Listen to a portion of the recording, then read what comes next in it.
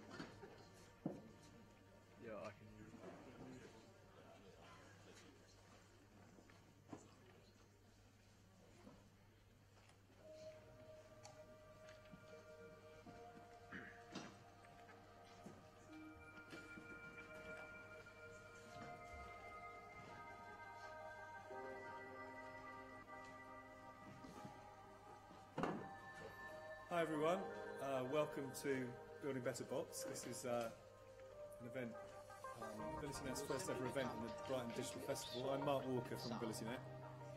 I'm just going to do a very brief introduction, and then we're going to have a couple of speakers, and then we're going to have a panel discussion about some work we've been doing today on a hack. So some of you may know AbilityNet, but for those that don't, we're a charity that works across the UK. We help disabled people and older people to use technology to achieve their goals at home, at work and in education. We provide one-to-one advice and support about the sorts of technologies which may be of use to them depending on what they're trying to do and the sorts of issues they face in doing it. And we also do accessibility testing and consultancy and related services for a range of companies to test their websites and apps to make sure that they're accessible to as many people as possible and legally compliant. And the sorts of customers we have for that include Barclays, Premier League, and other sort of blue chip global names. We're based in London, Warwick, Reading, and I work from Brighton with a couple of others in the marketing team. So we cover the country. We also have a network of 250 volunteers who can go into people's homes and provide one-to-one support with their technology. And they visit, I think last year, a couple of thousand people got support from AbilityNet volunteers. So a range of stuff. We're 20 years old this year, and we started life at IBM, and we still have a relationship with IBM, and we are also supported by Microsoft and a range of other corporate supporters. And one of the things we like to do is to think about how technology is going to be used by disabled people across the board. So 10 years ago, when the first iPhone came along, we probably talked an awful lot about specialist technology, about technologies that were specifically designed for disabled people, or expensive technology that you could buy to do one thing. One thing that happened with mobile that's changed enormously now is that the things in our pockets are actually hugely capable of all sorts of technical skills and capabilities that are built in to an iPhone, which mean that we almost entirely now provide advice around mainstream technologies. That's not 100% true, but a huge amount of what we advise people about is actually built into the device in front of them. So if somebody is dyslexic and is uncomfortable reading or writing, then they can talk to their computer, so they don't need to spell, and they can have the computer read back to them, and they don't need to have to be able to read so accurately. That's built into just about any device you can mention. 10 years ago, that device would probably have cost £5,000, potentially have to sit on the desk next to your computer, taking up more space than the computer itself. 20 years ago, that wasn't technically possible, probably. So very quickly, we've seen a change in technology where the mainstream of technology is hugely powerful. And a lot of what we're doing is showing people things that they didn't know were there. If you've never played with the accessibility settings in your phone, then you'll find all sorts of things in there. We can make the text bigger, you can change the contrast, you can change the colors, you can make the device easier to hear, you can connect it to a Bluetooth headset or a hearing aid, for example. All those sorts of things are built into just about every device that you would pick up in the high street today. And clearly that makes a huge change to the lives of disabled people in terms of picking up a mainstream device and not having to get that specialist stuff. But sometimes they just don't know it's there, and we'll provide the sort of advice and support that they need to make use of it. So today is about something which is also here today, but which people may not be anywhere near as familiar as they are with their phone, which is bots. And what we're using the word bots is essentially the same as the word apps would have sounded 10 or 15 years ago. So apps are the thing that make your phone useful.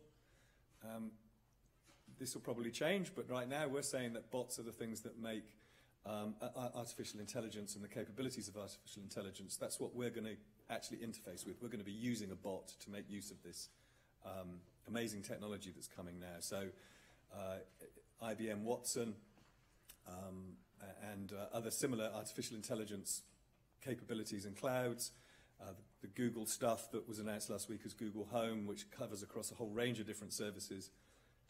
The things we're actually going to use are going to be bots. If you're familiar with an Amazon Echo Dot, if you're not, there's one. I'm going to unplug it. took ages to turn on. That uses skills. So the skills are bots. They're individual capabilities. They can do one thing. You can say to it, which I'm not going to say because it's on, hey lady, what's the time? It tells me the time. And that capability is the thing we're calling a bot. And the reason we're interested in it is because there's a huge potential for bots to change the way that we move on in terms of technology, particularly for disabled people. So the second person you're going to hear from today will be Robin. Robin Christopherson is our Head of Digital Inclusion at AbilityNet. He's going to be describing and showing you some of the things that artificial intelligence and bots could be doing for disabled people, giving you practical examples, in a lot of cases, of things that are already here that you may not have connected together with disability and the needs of disabled people. And then before that, we're going to hear from Andy Budd, because an awful lot we're going to be doing is talking to our devices. And we're going to be moving from, we talk to our devices essentially through our fingers mostly, either on a touch screen or by typing on a keyboard. But already with the A-Lady, we're asking for something out loud and then getting an audio response. So Andy's going to be talking about conversational interfaces. Before we do that, I just want to say a huge thank you to Equal Experts, who are the sponsors of this event, sponsoring ourselves and the Brighton Digital Festival, making it possible for us to do what we're doing here. We also today have been doing a hack where we brought together some people to have a look at what you do when you start unpicking what these Alexa things are capable of. That won't help. I've turned it off there. Oh dear. Hope that works. So we've been hacking, well, what we're doing is finding out what it's capable of, but also we gave some of these devices to some disabled people and an older person and said, you know, what do you want to do with these? What are people using them for? What can we make them do? So once we've heard from Robin and Andy, we'll also be hearing from some of those people and talking about their sort of preferences and experiences of using it and potentially what they would like to see done. And when we were in the hack today, we did actually come up with a couple of ideas that we built, some skills that, very simple level, that could be used today. Just to give you an idea of what's coming next, people will start building bots, start building these capabilities in, and we'll be interfacing with them through these devices. Hello. I bet you're not online, are you? What's the time? It's not. Robin, it might not work. So, without further ado, I'd like to introduce Andy Budd to tell us about the good, the bad and the ugly of conversational interfaces.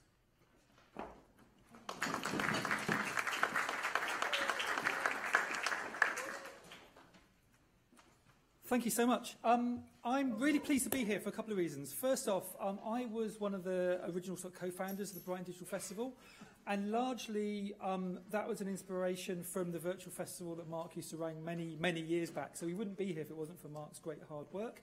Also, I first met Robin, I think it was 2005 or 2006 when we were speaking at Media, one of the very, very first digital design conferences way back in the day. And so I'm really pleased to be sharing a stage with Robin again. So thank you for the opportunity. So I grew up in a diet of 80s Doctor Who, David Hasselhoff, and countless sci-fi movies and TV shows featuring computers, talking computers particularly. At the time, this seemed relatively far-fetched. Back then, I was lucky if I could get a computer game loaded on my Spectrum from the tape deck on the third or fourth try. The thought of one day being able to actually talk to my computers seemed unimaginable. And yet here we are today, on the brink of a new computer revolution. Some are even calling it a new industrial revolution. And as a result, we're going to very, very quickly be surrounded by devices that we can talk to, and to some degree will be able to talk back to us. Now, admittedly, it's early days yet, and the experience, as you've seen, has been far from perfect. But believe me, conversational interfaces are going to get a lot more common. And one of the things I find really fascinating, particularly with this talk, is, and kind of going off script here a little bit, but I think as designers, we often see disabled people and blind people particularly as a group of people that we are designing for. And actually, I think that there's a really interesting change of roles and perspectives that we see when it comes to voice. because we're talking to a group of people that have been using voice interfaces for many, many years, 5, 10, 20 years. I think there's a huge amount that we as an industry and we as a design profession can learn from people who have been using voice technology for so long. And actually, Robin runs a really, really good podcast basically looking at the usability and effects of Alexa skills. So if you're interested in Alexa and voice design, I highly recommend you check out that podcast. So this is where people like me come in, designers, developers, technologists. It's our job to make sense of these new interaction paradigms, but where do we start? I don't know about you, but as Mark said at the start, you know, I spent my whole career creating graphical user interfaces. I suspect the same is sort of true for most of you. So I think a great place to start and get inspiration is from the world of science fiction. Because people who have been designing the robots in science fiction have been designing conversational interfaces for the last 30 years. Now, I'm going to give you a quick tour of the current landscape and how you can kind of get your sort of teeth into kind of conversational UI. But I think I'm going to start by giving you a quick sort of delve into the world of science fiction past before we look at present and future. So science fiction, I believe, has the power to help us imagine future worlds and make people feel comfortable with yet-to-be creative technologies. The classic example is the Star Trek communicator, which went on to inspire the mobile phone. There's actually a great documentary out there called How William Shatner Changed the World, which I highly recommend you go and check out. It's about 10 years old now, but it looked at all of the innovations that were inspired by science fiction movies, particularly Star Trek, and how they ended up sort of being part of our regular life. In fact, there's a whole field of design that looks at science fiction called Design Futures, and it focuses on this sort of subject matter. However, sometimes science fiction makes us feel too comfortable with the future. This is one of the reasons why I think when we first got something like Siri, we should have been amazing, being able to talk to our phones, but after 30 minutes we just found it boring and dull and everyday. So it's a really quick way of getting us kind of accustomed to what's sort of coming down the line. Anyway, let's start by exploring a few famous conversational interfaces. Just bear in mind when you see these examples that designers were mostly designing them for the purpose of narrative and not really for genuine sort of interaction. The first one I'm going to look at is Whopper from the movie War Games.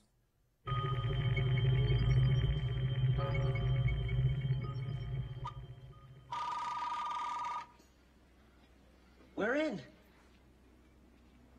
It thinks I'm Falcon. Hello. How can it ask you that? It'll ask you whatever it's programmed to ask you. You want to hear it talk? Yeah. I'll ask it how it feels. I'm fine. How are you? Excellent. It's been a long time. Can you explain the removal of your user account on June 23rd, 1973? They must have told it he died. People sometimes make mistakes. Yes, they do. How can it talk? It's not a real voice. This box just interprets signals from the computer and turns them into sound. Shall we play a game? Oh. So, for me, this was one of the most realistic conversational interfaces, as it was mimicking the command line interfaces of the day. But it used natural language rather than sort of technical commands. The Whopper interface had a few nice touches, like starting with a bit of smooth talk and kind of small talk to smooth, getting people into the conversation. It didn't just go straight into asking commands. Instead, it tried to build rapport with the user. So this is a great example of designing personality into conversational interfaces. The system also remembered when the user last logged on and what they were doing, so it could pick up the conversation from where it left off. Retaining conversational context is a big deal when it comes to designing conversational interfaces. One of the challenges of conversational interfaces is the difficulty for users to know what actions are possible. In the later scenes of scene from this movie, Whopper provides a list of games that could be played, and even tries to steer the user away from the thermonuclear war option. Sometimes I wish Twitter had a similar set of guidance for Trump, but yeah, sadly not. Next up, we have Aurak. Aurak is from the BBC TV series Blake 7. In this scene, the crew have just acquired Aurak and are launching it for the first time. I imagine many families gathered around their Amazon Echo last Christmas to have a similar ritual.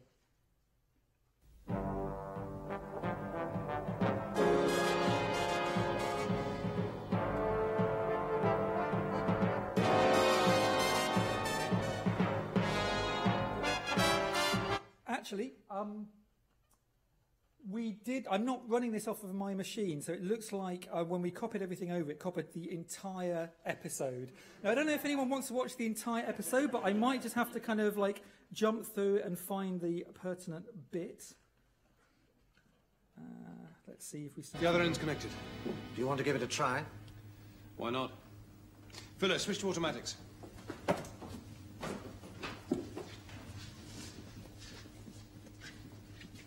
Oh, activated.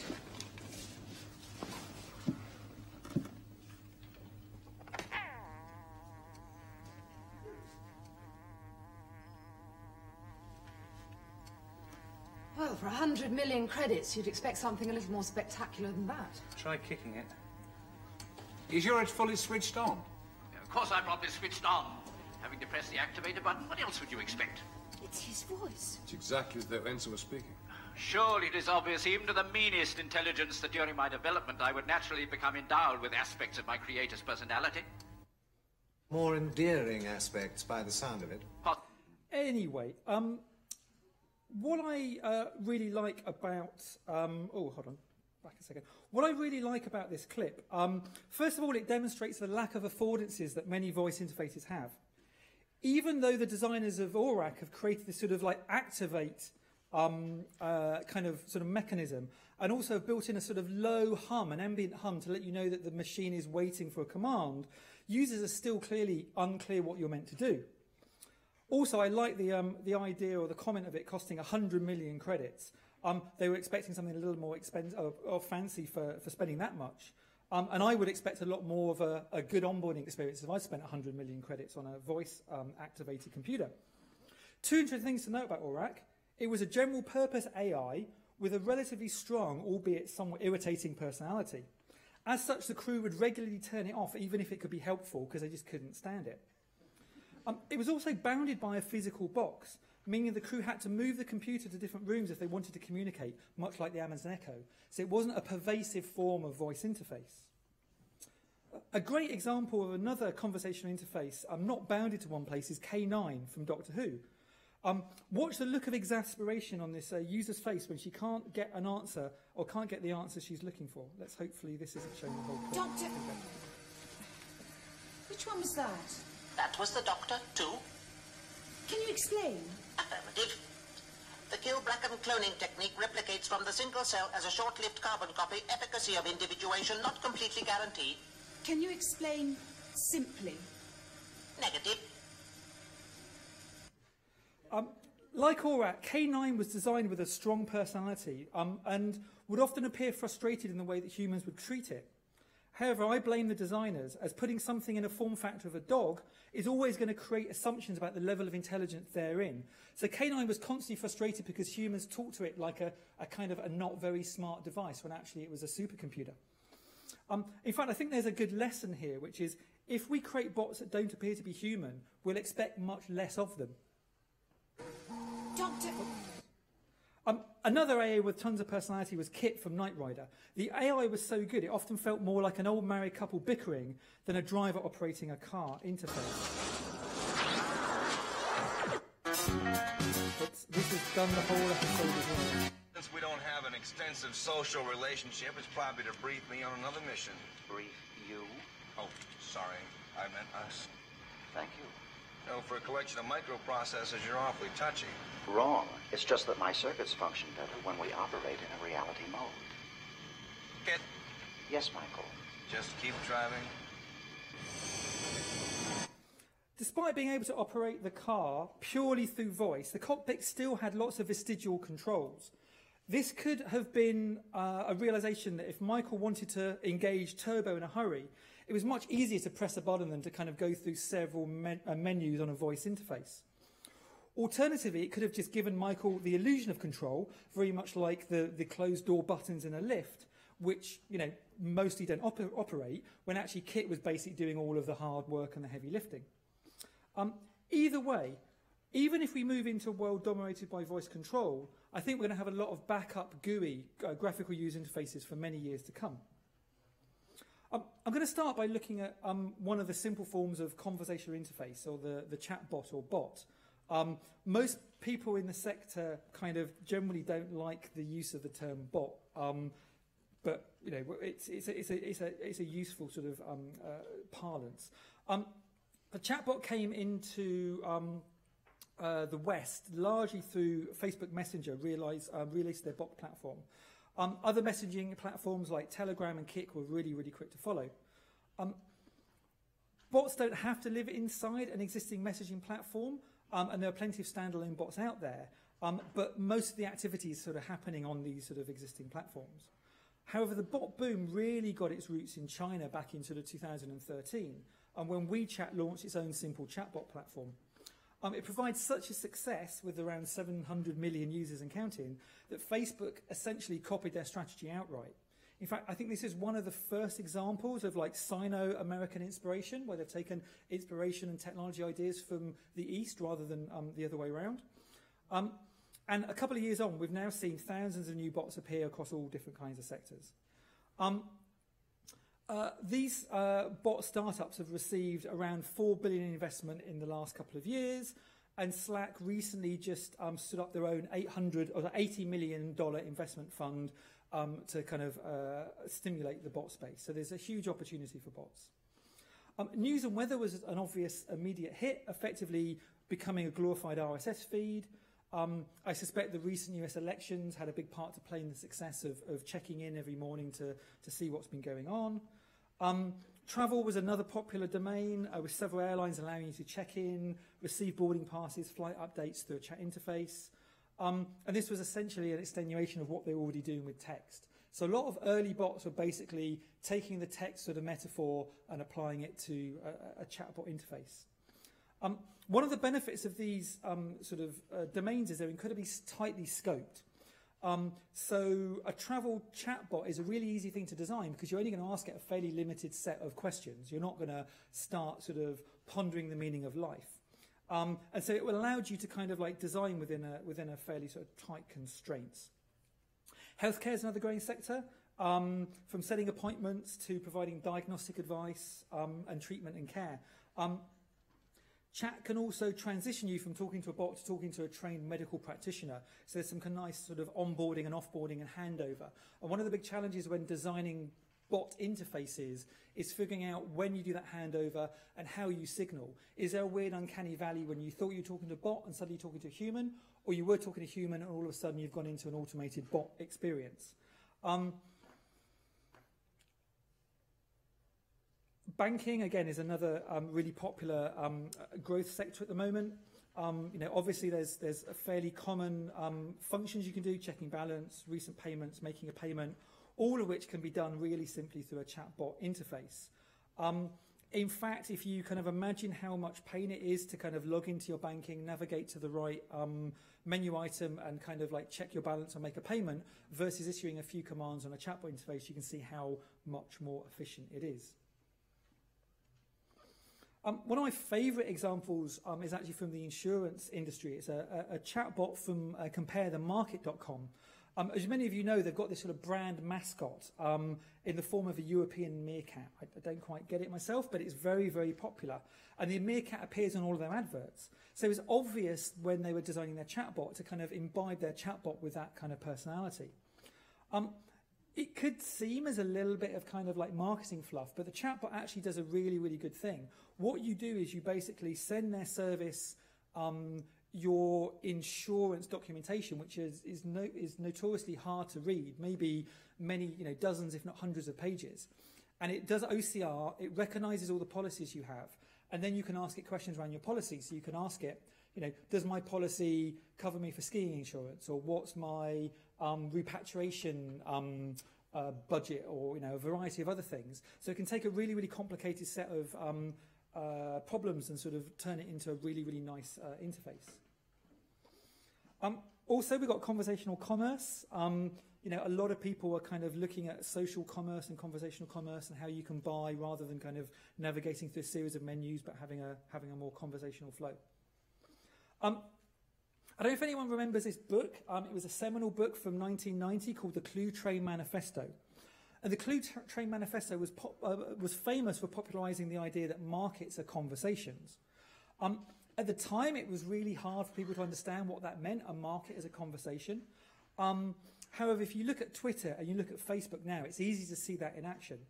However, the type of conversations you have with a brand on Twitter are typically kind of like informational and largely one way. Chatbots now allow brands the ability to service many more people without lots of customer service, and kind of like opens up that conversation to turning it straight into a transaction. So you can have a chat with your chatbot, it can send you a link, you go off and you can buy, and you can be wearing your new clothes, in 24 hours. One of the key benefits of bots, I think, is the speed and efficiency which these transactions can be completed. Like I said earlier, if you want to add a book to your wish list on Amazon, you've got to find the Amazon app, you've got to open it, assuming you've got to unlock your phone first, authenticate, search for the book, select the right results, locate the wish list functionality, add the book to the correct wish list.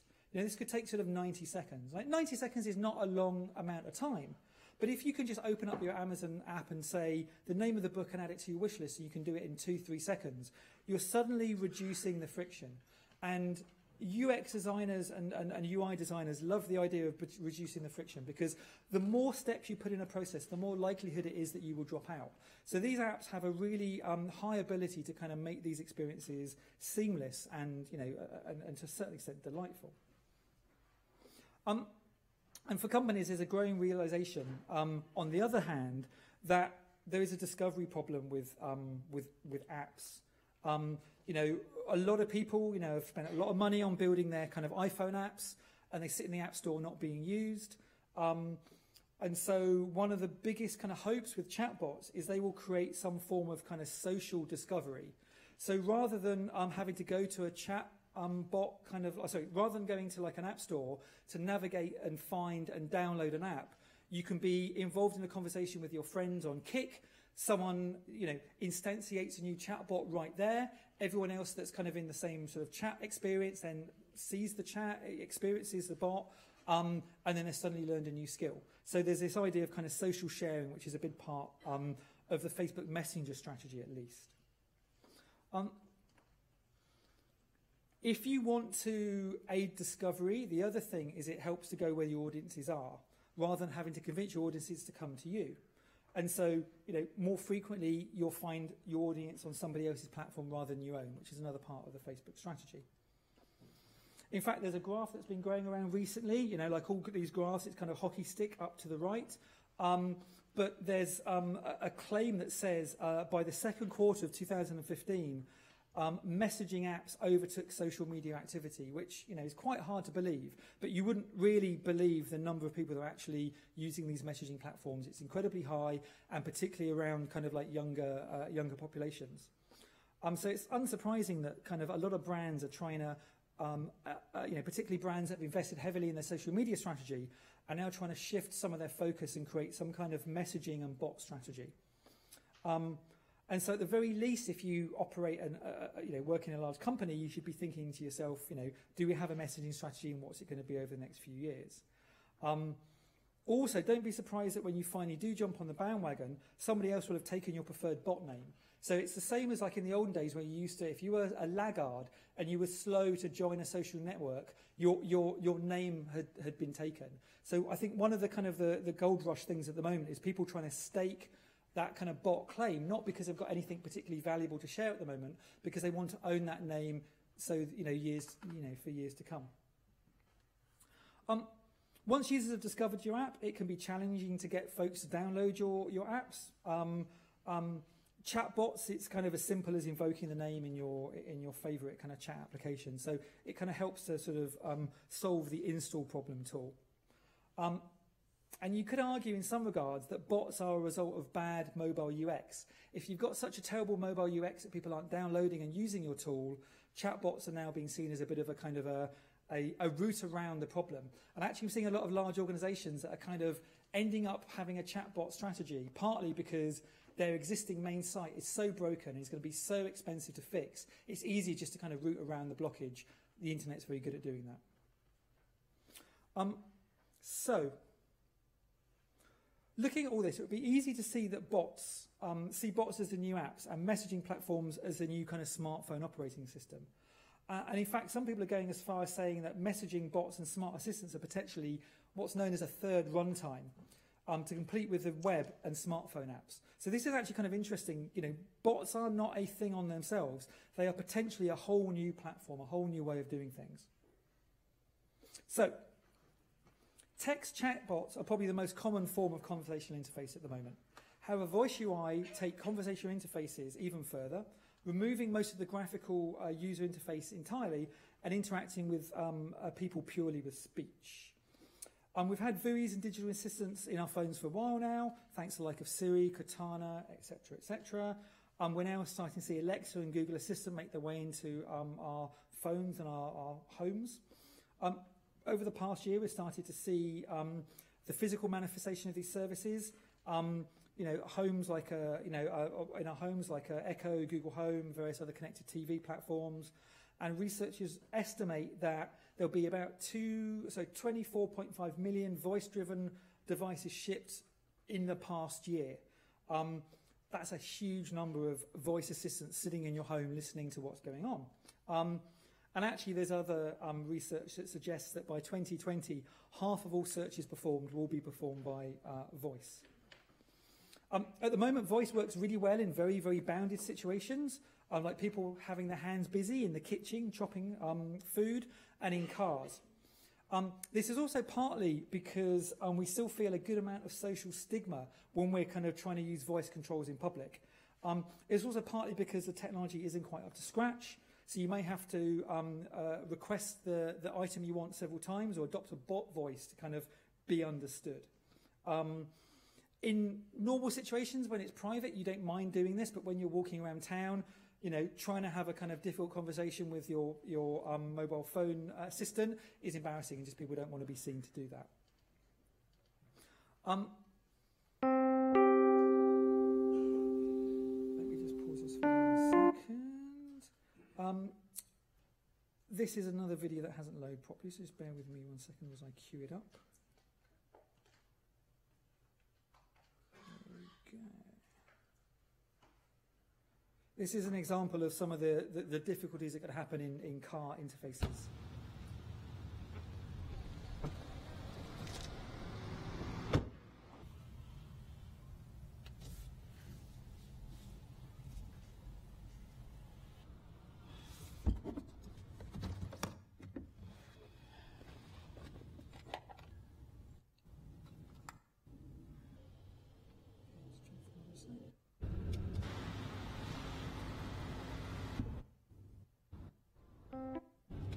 Call Gerardo. Name unknown. Call Gerardo. Name unknown. Call Gerardo. Calling Gerardo. Hello? Hey Gerardo, did you call? Yeah, are we still on for coffee? Yeah, I will. Watch this little interaction she does with her hand in a I'm a little second. late, but we'll be there by noon. Okay. Well, Did he wave the pedestrian over the road and accidentally hang up because there was a system that was identifying hand gestures? Gerardo. Sorry, I accidentally hung up. That's fine. There you go. So kind of this idea that we might be walking around for at least the next sort of 5 or 6 years adopting this bot voice is kind of like particular way that we talk to our bots, in the same way as your mum maybe still has the phone voice where she sounds incredibly posh on the phone when people ring, but then when you go around the house, she doesn't talk like that at all. I think it's kind of interesting that we're seeing lots of adverts with intelligent agents but in the heart of the home. And I think what actually is happening there is the big tech companies are kind of teaching kids to use VUIs without the same social stigma their parents have. So if you're used to kind of like growing up in a house where you're constantly talking to an agent in front of your parents and it seems like it's natural, then you're not going to carry that stigma forward to being outside the house. So much so that, much like tablets taught a whole generation of kids to expect everything to be an interactive screen, I think we're now teaching kids that everything that they see should be voice activated.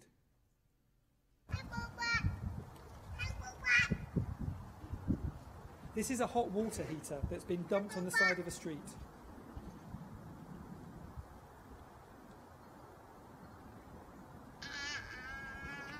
Isn't this the cutest thing ever?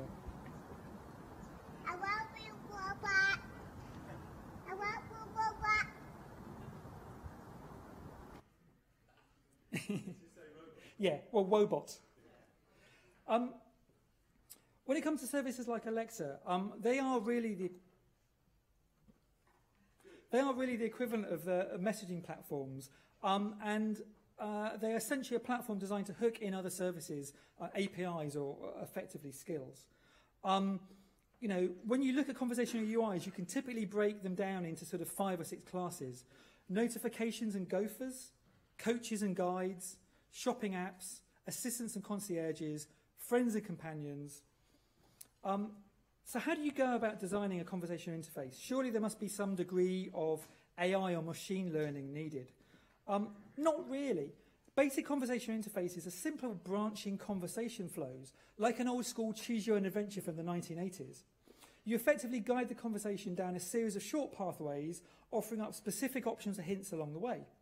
As such, it's actually really easy to start writing sample dialogue today, with a whiteboard, with sticky notes, or with your favourite text editor. In fact, a lot of my friends that kind of work in very, very large, well-known tech companies in California do most of their bot planning not on some clever AI app, but just in a spreadsheet. Start by writing the main dialogue path before fleshing out some of the side paths and error states, and in a matter of hours, you'll get a sense of what a conversational flow looks like. And then if you want to go a little bit further, there are a whole bunch of tools you can use. There are kind of prototyping tools you can use to fake chatbot flows and sort of create a kind of demo app. Because of this, I think a lot of the best bot designers aren't the computer scientists out there, they're writers. They're more likely to come from editorial backgrounds or marketing and content strategy as they are to come from a UI design background.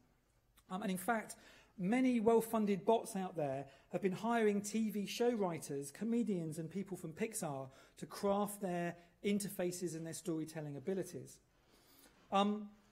If you're trying to write all your decision trees out on paper, it can get very overwhelming very quickly, but there are dozens of bot creation tools out there that can help. This one's called Motion AI. It allows you to set up kind of decision trees. It has some very, very simple artificial intelligence in there, so you can plug in sentiment engines and various other things.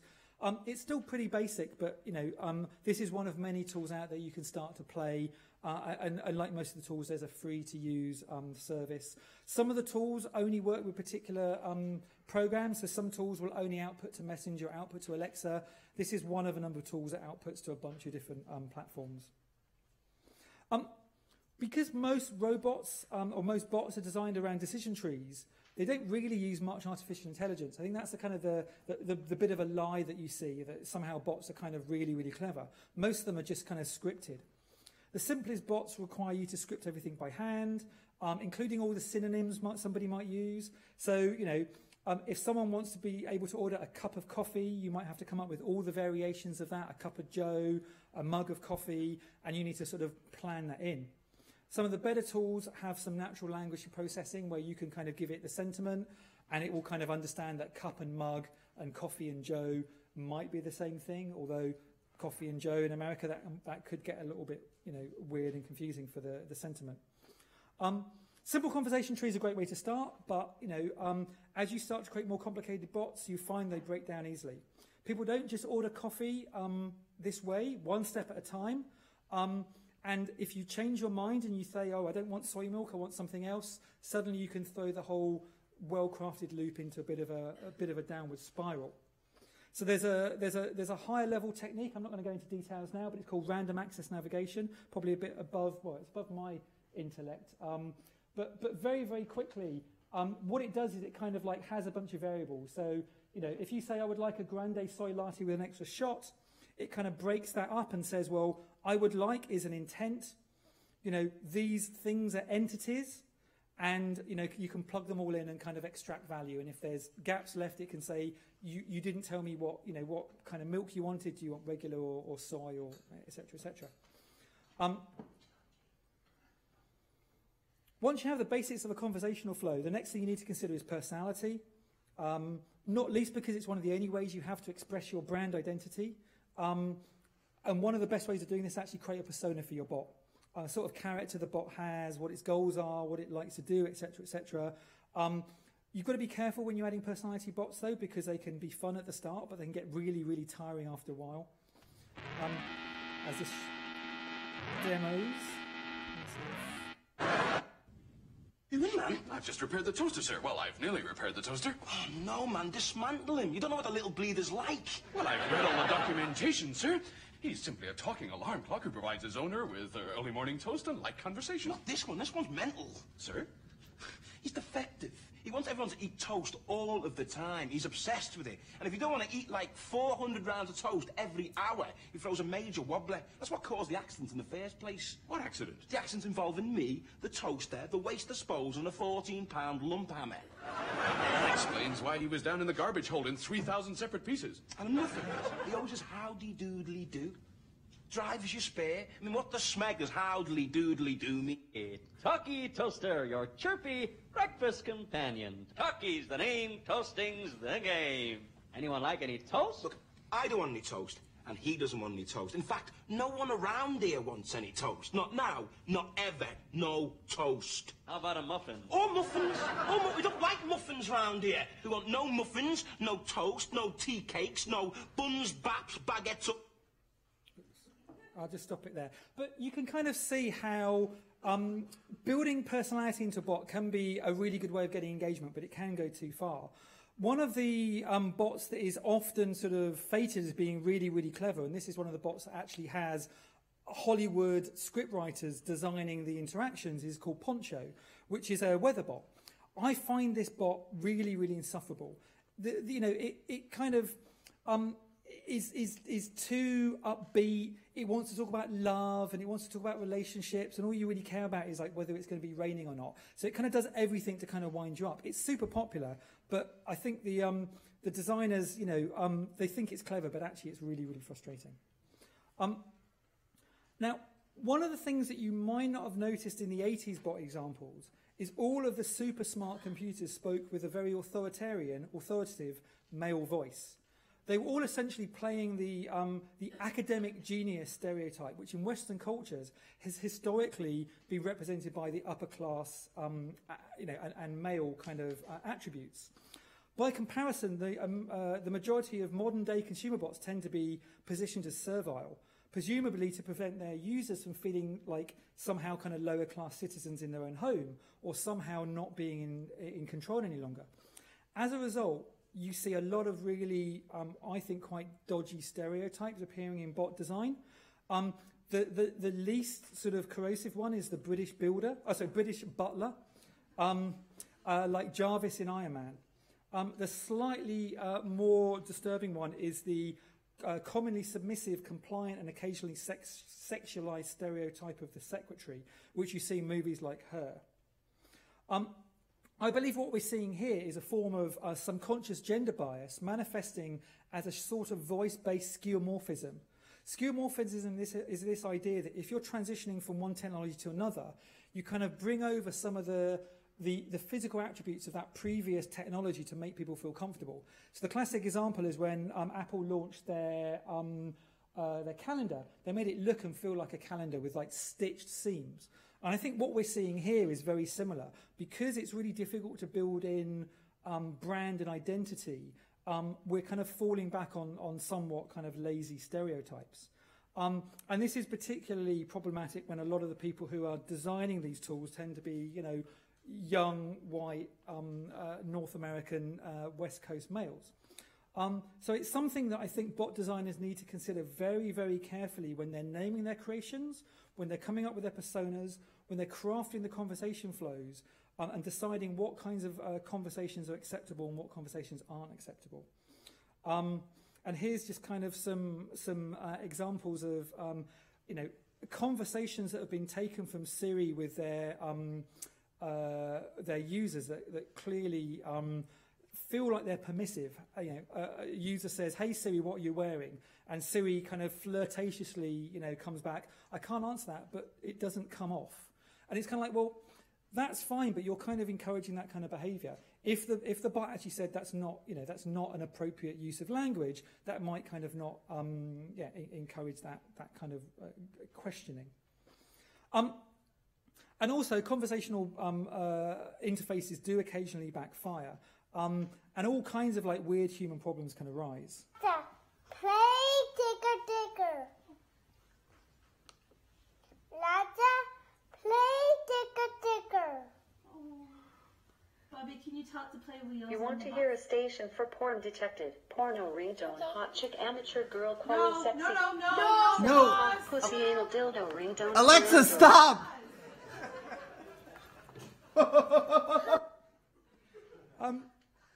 So yeah, there's lots of interesting kind of issues or potential issues with conversational interfaces. I think we're kind of coming into a brave new world. I think there's a lot of opportunity, but also there's a lot of challenges for designers out there to solve. I've probably hogged the stage a little bit longer than I said I would, so I'll call it a day there. But thank you very much for your time, and if you want to chat afterwards, come and say hi.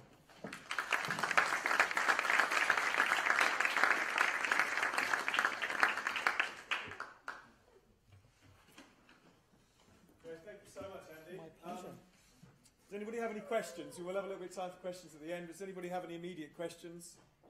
Anything that they wanted to clear up? No? Cool. I'm just going to set up. Great. Who's that, Naomi?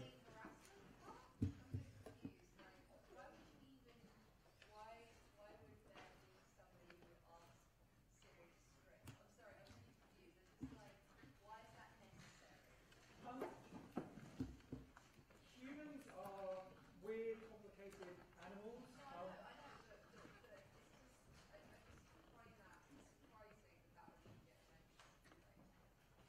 I would mention it, or that it was that Siri has the answers to those questions baked in. So I didn't quite get the question. Alexa, what time is it?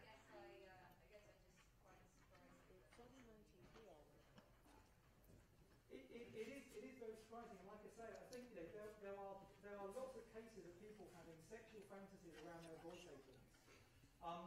That's a fairly common response when talking to people about what they think about Siri and Alexa. And so if that is kind of the nature of humanity, I think we as humans and we as designers need to bear that in mind when we're designing systems. I mean, we need to be really, really careful that our own biases don't shape the way that we design our systems and have unconscious effects on a whole section of society. So I think, like I said, what I was trying to kind of get at is, if designers acknowledge that this is a kind of behaviour that their users are talking to Siri and Alexa in inappropriate ways, and allow that to be permissible, that then might open up people's behaviour outside of talking to chatbots. So I'll give you an example. One of my friends found himself talking to his wife after about a week, like he'd been talking to his Siri voice agent, and suddenly had to check himself, like, this is really not good. Like, he's just fallen into this kind of flow. You also see a lot of kids running around and demanding things off Siri, and then suddenly running around and demanding things off mum and dad or random strangers. So there's a level of socialisation which is, if you encourage and allow a certain kind of behaviour to a thing that looks and behaves like a human being, particularly when you're developing your own understanding of the world, then that can socialise you behaving like that to other people that are actually human and might not like being treated in that way. Okay, thank you. Great, thank you, Andy. Yes, perfect, thank you. Thanks, Andy. Great, I'll leave you to introduce yourself, Robin. Where's my... Okay. There. Okay, just let me check. Got some slides up. So this is plugged in, so I'll have to unplug this. I'm going to unplug this. Where's the sound guy? Okay, I'm unplugging it now. He said that I absolutely must say when I'm unplugging, because I won't be able to hear anything otherwise. No, you're going to blow people's ears off if you don't. But I'll Just put it tuck that somewhere. underneath Yeah. the lead like that, so Okay. it's under the Okay, thanks. Okay. Watch you down. And I don't have anything here as well. Do I need to log in? Yeah, okay. You're in. Okay.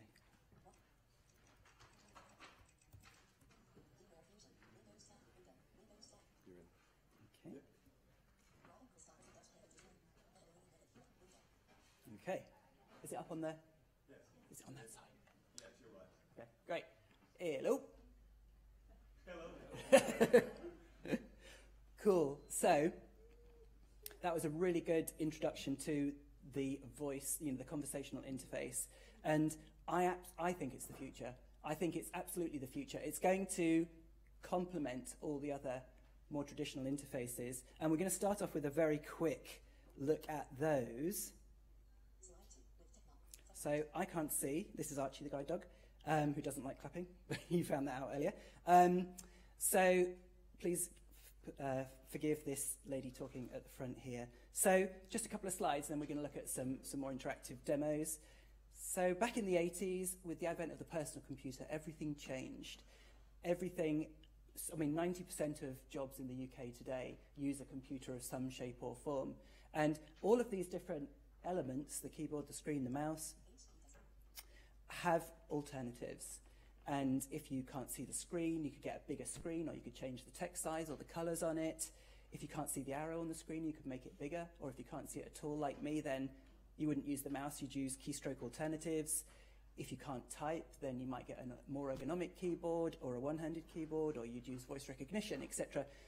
Voice recognition, natural language processing, has been around for a very long time. But right up until quite recently, you had to train it for many hours. Archie, down.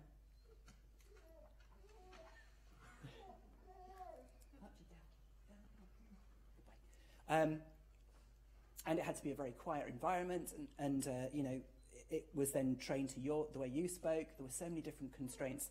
And as we've seen today, broadly speaking, we've made leaps and bounds in that department. So there are so many different choices, and that's the power of technology, choice. And what we're seeing is a gradual evolution. And as Andy intimated earlier, arguably, as we'll look in a moment, the kind of voice assistant, the verbal interface, is the third revolution. And what we've got here is the second, which happened almost exactly 10 years ago with the first iPhone. I know there were smartphones before that, but this is generally considered the beginning of the real smartphone revolution, where there were apps and real utility in a computer that you took with you.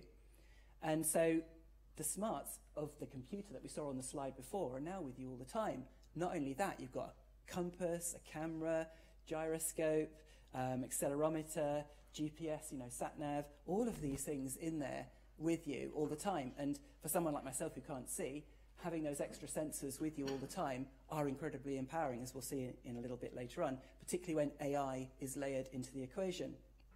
But as we can see here, this lady's kind of squinting at her phone. And what we found with mobile computing is that we've now entered into the age of extreme computing. So whereas before, if you couldn't see the screen, you'd get a bigger monitor, or if the sun was on it, you'd pull the blinds down. You'd kind of optimize your environment. You'd get it just so, and then it'd be perfect for your working. Whereas now you're out and about, you're juggling your phone one-handed. It's a bright sunny day, or now it's a really dull day. The apps, there's millions of different apps that you'd be using. Whereas before, you'd have a core set of things that you'd be going on, and then the internet came along, and you'd then be at the mercy of the person who designed that particular website, and that brought in a lot more variability. But now you use dozens of apps every day in dozens of different environments, very extreme environments. So we've arguably entered into the age of extreme computing.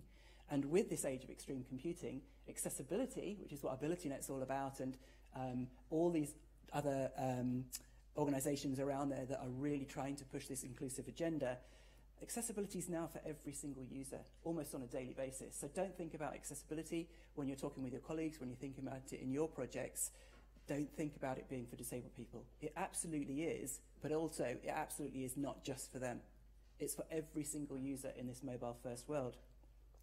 And as Andy said,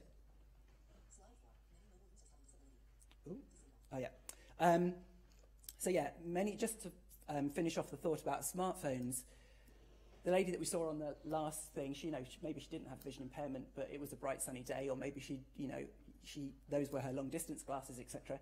But many disabled people, I mentioned that accessibility is now a mainstream consideration, which is absolutely true.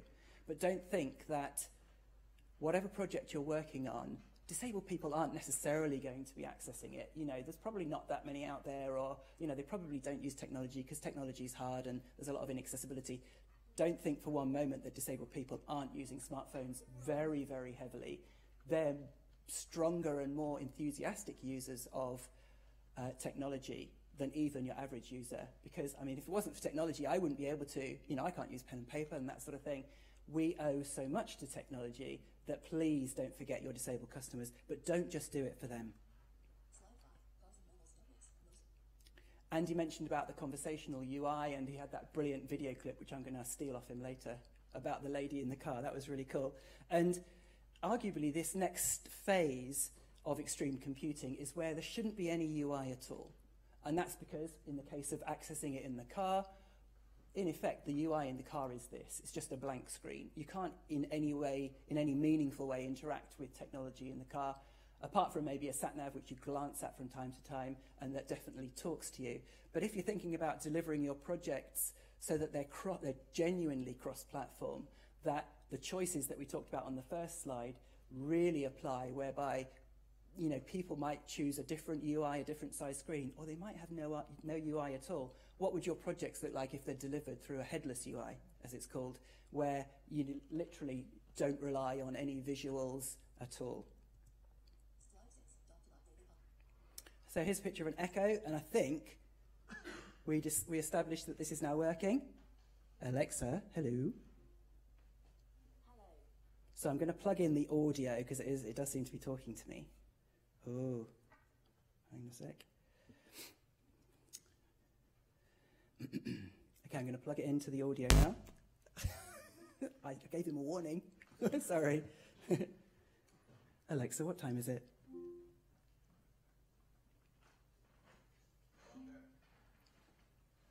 Did you have the level up? The time is 7. Oh. Alexa, volume up. Alexa, the time what's is the 7. weather?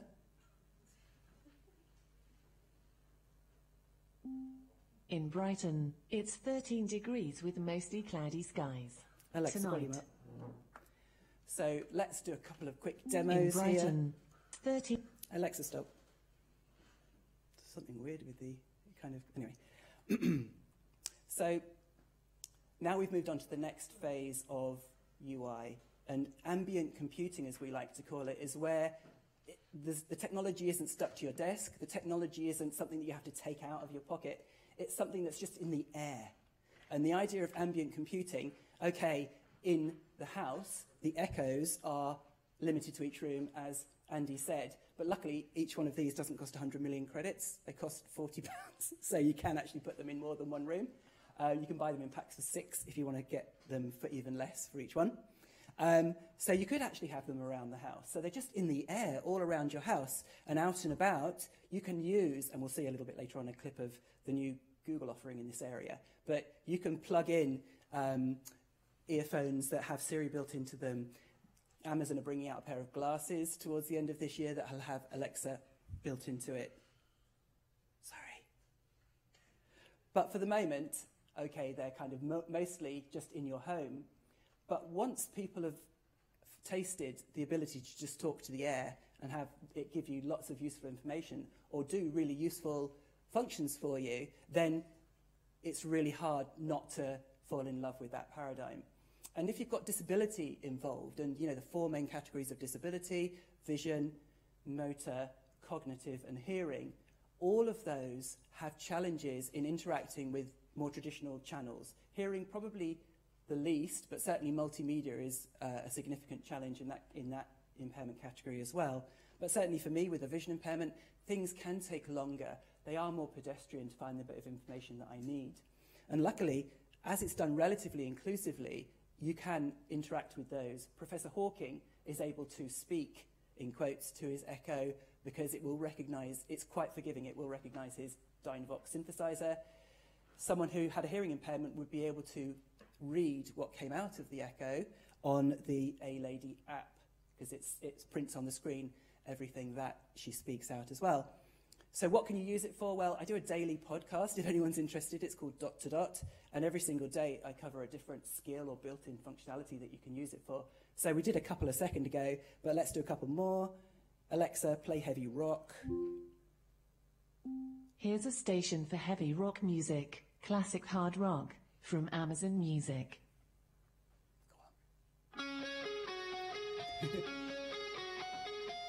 Alexa, volume 10. Alexa, stop. I told her to stop. Alexa, play Shadow Realm.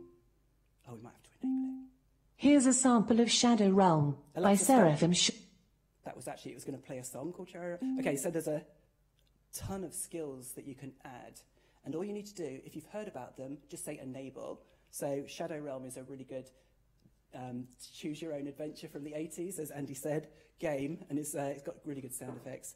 Alexa, enable Shadow Realm. I've enabled it.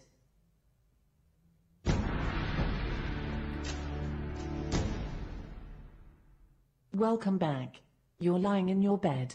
Something must have just awoken you. Or maybe it was that strange dream you were having. Your bedroom is empty.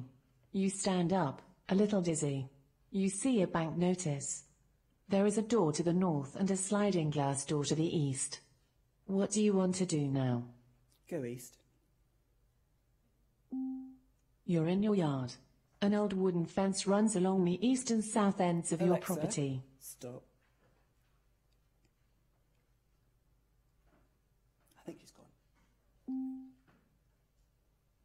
Yeah. Thanks, you're create an account at days. I don't know. I think that's the PA that does that rather than her, the audio in the room. So you can do frivolous things, you can play music, you can ask for information. A quick tip, if you say Wikipedia as a verb, so if you ask the lady, you know, tell me about the Queen, or who is the Queen, or something, but then if you say Wikipedia the Queen, then you'll get the whole Wikipedia entry read out to you. There are umpteen skills that can give you really useful information that otherwise you would have to have a prolonged interaction with a website or an app for. There's a really good one called Bus Info, for example. So if we had the postcode, is there anyone that would like to tell me their postcode, or do we know the postcode of this place? BN290B. BN290B. Sorry, I'm having trouble. Alexa, please try in a little. Your Echo Dot lost its connection. That was a Wi-Fi thing. Alexa, enable Bus Info. BN290B. Okay, I've enabled it.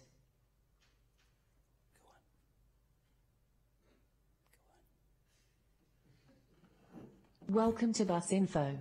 The first step is to set up a bus stop. You'll need to say the bus stop identifier number. You can find it from find the stop. Alexa, stop. Okay. Goodbye. It actually asked for a bus identifier. I couldn't remember off the top of my head. I've had to ask help and get the information from that as to what you have to say to put the postcode in. But anyway, there are loads of different skills. There's national rail skills. There's checking your calendar. You can call Echo to Echo free of charge. You can send voicemails. There are so many things you can do. You can even set it up so that if you've got a vulnerable relative, eavesdrop on what they're talking about, or just to sort of drop in if they're okay. So they don't even need to remember how to pick up. If it's somebody with dementia or whatever, you can talk to them and reassure them and kind of touch base with them.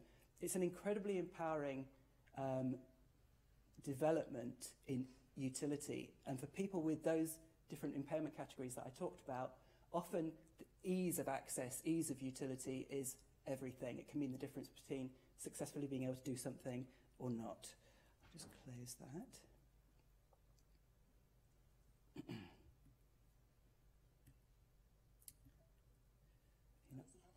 Okay.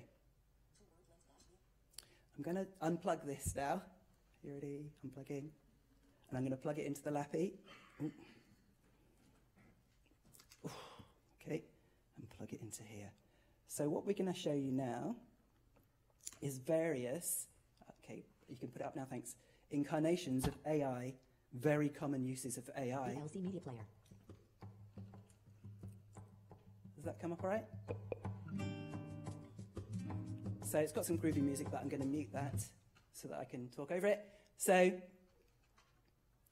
AI, as Andy was talking about, you know, there are various incarnations of it that chatbots can use, and even if it's just a decision tree where you've pre-programmed what you can expect to hear, what you can accept, and what you will then say in return, the natural language that's required to at least understand what those are and process it is a huge development, and that you get free of charge in the A-Lady itself, and you know, when you're building a skill, that kind of, you get that free of charge.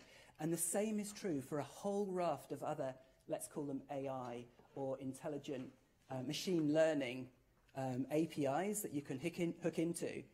Microsoft have a range of cognitive services APIs. Google have a range of APIs as well, as do IBM. What we're seeing here is an API, a free API. You can get it in Google Translate. It's available on both platforms. If you open the Google Translate app and you tap on the camera, this is what you'll see. Point it at anything, and it will automatically translate it into another language. But the magic here with the sort of AR, the augmented reality angle, is that it tries to retain the look and feel of the original document. So it kind of looks like everything's staying the same, but the text is magically changing into a different language, which is quite cool. And this has got extra utility for people with a vision impairment, for example. I can't be faffing on with, well, I can't use paper pocket phrase books at all. And to be able to have to do this in another more manual way would be very time consuming. So having something like this, which just does it for you, leveraging AI that other people have put the time and effort into creating, that's what we're looking at in terms of future UIs. 3. See how Pixel Buds translate language. So Google had an announcement earlier this week where they announced a whole raft of different, I think it was the biggest hardware dump that any presentation announcement that any manufacturer had ever announced. They announced dozens of products, and one of them are these Pixel Buds, and here we'll see how Pixel Buds have built-in translation, a bit like we saw there, but this time vocalizing using text-to-speech software, which has come on in leaps and bounds since that first one that we heard back with the war games. I have a very attractive lady. 3. See how Pixel Buds translate languages on the floor. I think she sounds nice anyway. She'd probably sound better if I slowed her down, but anyway, I like it at that speed. So let's listen to this one and how you can use, I mean, this is like Star Trek or the Babelfish or something, real-time translation. They're Google's Pixel Buds, the company's first wireless headphones, and they're going to take on Apple's AirPods at the same $159 price. What they do that Apple's AirPods don't, real-time language translation. You can use the Google Translate app just by holding down on the right earpiece for a moment. It'll summon the Google Translate app on your phone. You can hand it to another person and talk to them in another language, back and forth between Japanese and English, for instance. 今日はどこから来ましたか?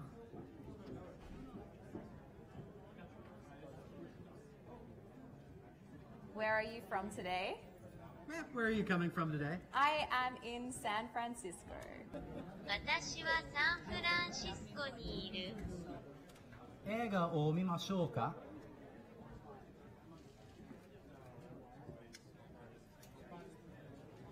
Shall I see a movie? I was hoping we'd see it together, but that'll Yes, work. we should see a movie together. I'll just pause it there. So I mentioned earlier that with the Google Translate, if you just tap on the camera, then you get that word translation, that magic word translation. In the same app, if you actually tap and hold on the microphone, so choose your two languages, for example, English and Spanish or whatever it might be, choose those two. I'm sure anyone that's used the Google Translate app is familiar with how it works. And instead of just tapping on the microphone to speak out one of those two languages, tap and hold on it until it makes a funny noise. Then it's going to be listening to you permanently until you tap it again. And then two of you can just sit down with that phone and just talk, and it will recognize each of those two languages real time and speak it out in the other translation. So it's as good as this, really, just with a single phone and a free app. So we've really moved into, you know, the future when it comes to leveraging this AI, and in fact having this AI free to the average user, to the, you know, to the individual. There's no money passing, you know, changing hands here. 4. Seeing AI-Microsoft provides So there's an app that Microsoft have been working very hard on, and it's only out in the States at the moment. It's not available here in the UK. They say it's coming soon, and I personally can't wait. This is leveraging both voice recognition, object recognition, and character recognition in a single app to be able to help, in this case, people with a vision impairment be able to know and process what's going on around them more easily.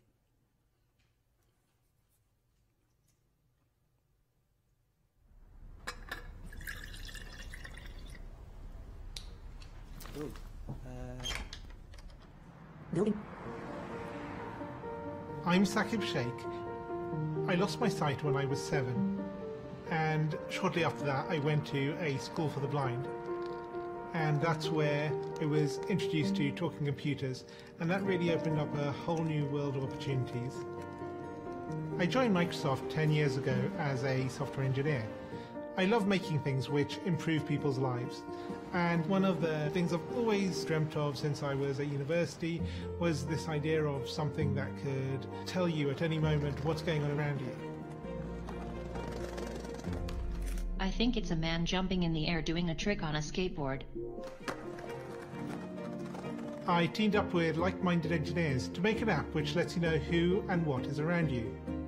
It's based on top of the Microsoft Intelligence APIs, which makes it so much easier to make this kind of thing. The app runs on smartphones, but also on the Pivot Head smart glasses. When you're talking to a bigger group, sometimes you can talk and there's no response, and you think, is everyone listening really well, or are they half asleep? And you never know. I get that all the time. I see two faces. 40-year-old man with a beard looking surprised. 20-year-old woman looking happy. The app can describe the general age and gender of the people around me and what their emotions are, which is incredible. One of the things that's most useful about the app is the ability to read out text. Hello, good afternoon. Here's your menu. Great, thank you. I can use the app on my phone to take a picture of the menu, and it's going to guide me on how to take that correct photo. Move camera to the bottom right and away from the document. And then it'll recognize the text. Read me the headings. I see appetizers, salads, paninis, pizzas, pastas. I'll just stop it there. So, and this is a free app. And 5 years ago, or slightly longer perhaps, I used to have to go around with a backpack full of specialist talking devices, a talking note taker, a talking barcode scanner, a talking MP3 player, a talking sat-nav, thousands and thousands of pounds in that backpack, and hundreds of chargers. And all of those are replaced now with a single device, you know, a smartphone, and you don't have to get the latest gen phone for these things to run. You can have a really good entry-level phone, Android or iOS, to run these free apps for individuals. We've really moved into a hugely more democratized world. And to be able to, you know, could you imagine if you couldn't drive this by voice, if there was some other interface, it wouldn't be nearly so quick and easy. Of course, when we were talking about choice earlier and building in choices for people for whom, for example, they can't speak, you know, they would have a different way of interfacing with the A lady, for example, then one would hope that if you had a communication difficulty and you couldn't see, you could also interface with seeing AI in a slightly different way by the UI, for example, that was able to be accessed on the screen with large buttons or whatever it might be. Building better. 5 Echo Smart Home Demo. So, 6 How does Google's driverless car work? So I'm going to skip over that other one because we've kind of covered that. It was if this Echo wasn't working that I would have covered that. So Andy showed a brilliant clip of the Hoff and Kit back in the 80s. And this is object recognition and kind of AI smarts on steroids, basically. And there's literally billions of pounds being pumped into self-driving cars, and we're all going to benefit from that. Inner city traffic is going to be slashed because most of the cars that are in inner cities are circling looking for parking spaces, are congesting roads because of roadside parking, because cars can't be sent off to be used by another person in an autonomous vehicle scenario. So let's look at what the cars are seeing in their software and how they recognize different objects. VLC Media Player. As for how Google's driverless car works, it's a mixture of laser sensors, radar, cameras, and GPS. The real secret sauce, though, is the laser sensor on top of the car, which captures a 360-degree image and millions of data points every second. The reason the laser is so important is that GPS isn't quite reliable enough. GPS can't detect objects in front of you. It can't draw a map around you as you drive like the laser can. You think Google Maps is impressive? Wait till you see the maps that are produced by a bunch of Google driverless cars going around the city. There's also a camera mounted underneath the rearview mirror that leverages image recognition programs to help the car read signs, traffic lights, and other elements in the driving environment. Also to help detect objects are 4 radars, 3 mounted on the front of the car, 1 on the back. Our sensors spot the orange signs and cones early to alert the car of the lane blockage ahead, and we can change lanes safely. There's also an ultrasonic sensor called a position estimator that works along with the GPS to help the car's mapping position. So all this imagery is being captured, all this data is being collected, and that's great, but it means nothing without sophisticated software to make sense of it all. That's where you're going to start to see differentiation amongst people like Google and Ford and Audi and all the different car companies. All the hardware is relatively similar for each of these solutions. The software is what's going to make the difference. The thing about driverless cars is they need to be adaptive. What happens if it snows? What happens if it starts raining? What happens if someone darts out in front of the car? These cars need to be able to adjust themselves on the fly. So now what you'll see is our vehicle at a busy intersection.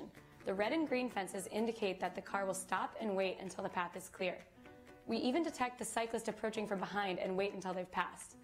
Whether you know it or not, there's already plenty of driverless car technology all around you. You have cars that can parallel park themselves, cars that'll help you stay in your lane, cars that'll warn you if you're about to hit something, cars that'll actually brake for you if you're about to hit something, and then cars that can actually valet park themselves. I'll just pause it there. So there's huge obvious potential for people with different disabilities in self-driving technology, and they absolutely will be able to, there won't have to be any input from the driver, otherwise the whole economy of autonomous vehicles going around, going off to park themselves, going off to the next ride, going out of town to park if they need to, all of that wouldn't work if these things couldn't be completely autonomous, and there's nothing to say that that won't happen very, very soon. I would say within the next 3 or 4 years, we will see fully autonomous vehicles on some city streets, in some cities. Well, we already see them being test-driven. The people behind the wheel are there purely because of legal reasons, legal constraints. But I think we'll definitely see the autonomous ride-hailing economy just around the corner, if you excuse the pun. But what would an inclusive autonomous car look like? Well, you'd have to have ones in the fleet that were accessible, for wheelchairs, etc. You'd have to have ones that kept people informed visually and verbally how you're getting on the ride or when you've arrived at your destination. I wouldn't want to have just something coming up on the screen and I wouldn't know whether I've arrived at the destination or if we're in the middle of traffic, just stopped at parking. I'm not going to get out in the middle of 3 lanes of traffic because I think I've got to the destination. So that's going to have to be sorted out. But that'll be fine because people will be distracted anyway. They'll be listening to music, they'll be talking to each other, whatever it might be. So all of these things need to be built in to make a truly inclusive product. Uber, for example, controversial as it is, has many positives. The app is accessible, except for the one, we need to sort out this one flaw, whereby when you've called it, it goes by sat-nav, and if the sat-nav doesn't show you exactly accurately, which sometimes it doesn't, because depending on how many satellites it sees, it could have you many meters off. And normally what people would do visually is what? Move the pin, right? You'd move it to exactly where you are so that the person knows that that's not accessible. So blind people, like myself, would have to trust that the sat-nav had put the pin in roughly the right place and that I would be able to somehow know that the car that had pulled up was the right one, etc. Obviously, there are photos in the app, so that's important. But let's just close this one. Building better blood. But Uber also have Uber Access, which is wheelchair fleets. They have Uber Assist, which is where when you call an Uber, you know that, or the driver knows that you need a little bit more assistance, not like a wheelchair or anything like that. So they've really thought about this process. 7 and accessibility patch -22. What we're going to do now is a very quick audience participation exercise. And I'm pretty sure that none of you have got pen and paper, have you? Because that's just not what, this is not what people do in 2017. But if you could possibly just open up your phones, put it on a notes app, anything where you can type a code, yeah? If you wouldn't mind, and then VLC. What we're going to do, we've got a capture up on the screen here, right? Is it not? Okay. Blank. Well, anyway, you all know what a visual capture looks like. It's distorted, and it's done specifically to thwart the bots, the people that are trying to recognize that text, and submit that form. Archie, down. He's been lying on hard floors since 10 o'clock this morning. That's what it is. And if you click on the wheelchair symbol, because like myself, you can't see that text, and you obviously can't have it translated into something else, because that's what they're designed not to be able to do, then if you click on the wheelchair symbol, you get this audio alternative. And this is what I have to listen to and write down the code for to be able to submit that form. And what we've been talking about till now is thinking about inclusive design in what you do, whether it's an autonomous vehicle with the app, the associated app, or whether it's just a simple app that you're creating for mobile, for people that are looking at it on a small sheet of glass on a bright sunny day, and everything in between. If you think about doing things in an inclusive way, then you won't be building inaccessibility into what you do. It will be fit for purpose, regardless of who's using it and in what environment. So I'd really, if you don't mind, I'm going to play this code. It repeats it twice, and I'm just going to give you a very quick insight into my world where things are often not done in an inclusive way. So, have people got their phones out? Yeah? Cool. Okay, try your absolute hardest here, guys. 9, 3, 7, 9,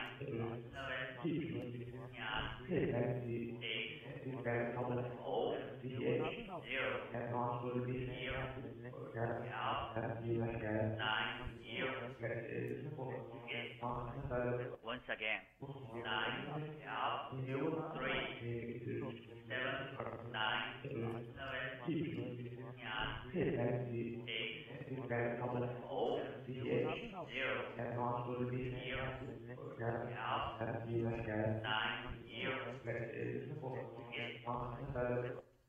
Well, so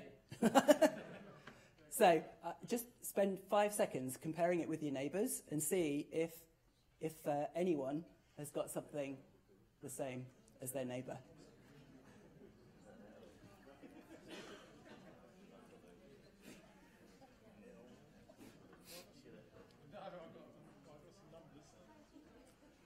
Okay.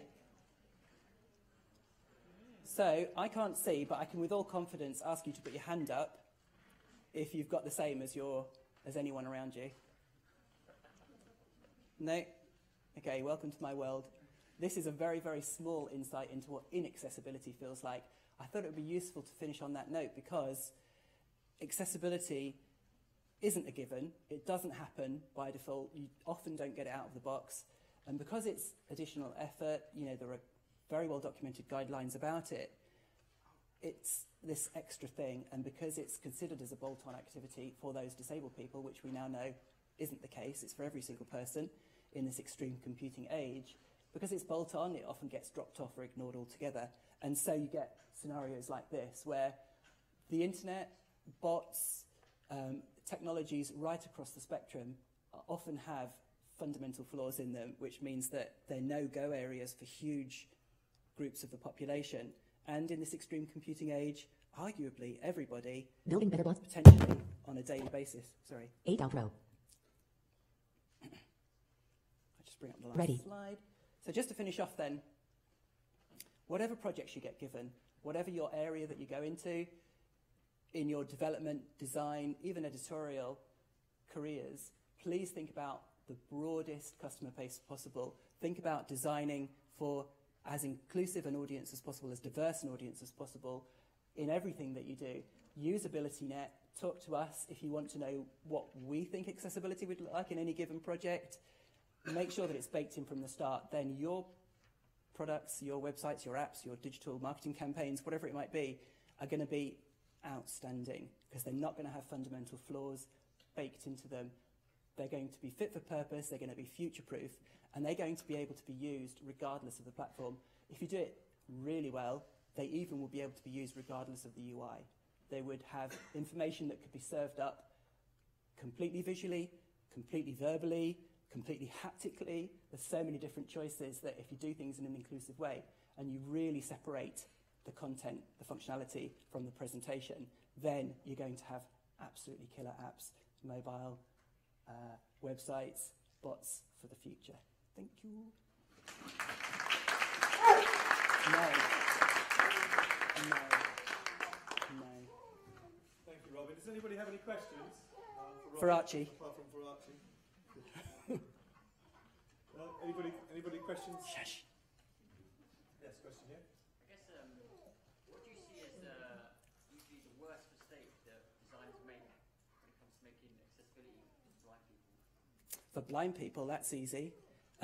Keyboard inaccessibility, because you can have quite a few unlabeled images, which most people might think is the, alt tags. But that is very inconvenient, as is lack of headings, for example. But when things require a mouse, that can be a complete showstopper, particularly in a sort of DHTML, Ajax type environment. So, yeah, I would say inaccessible JavaScript leading to keyboard inaccessibility, definitely. I didn't understand that. If you're thinking about what... what... example of the last time you tried to use something that you couldn't use. Well, you try and click on it with the keyboard, by pressing spacebar or enter, and it doesn't work. Right. The menu doesn't drop down, the link doesn't work, the carousel doesn't advance, whatever it might be. And if you think, well, blimey, learning JavaScript's tough enough, how do you learn accessible JavaScript? It's how you learn any other programming. How do people learn programming? Copy and paste from the internet, don't you? Or from other people's projects. That's how most of coding works, isn't it? Copy and paste. So go and look on the internet, search for accessible JavaScript libraries. There's tons of them out there. There'll be something that will do what you want to do, and it's already been tested for accessibility, so you don't have to. So, leverage what's out there.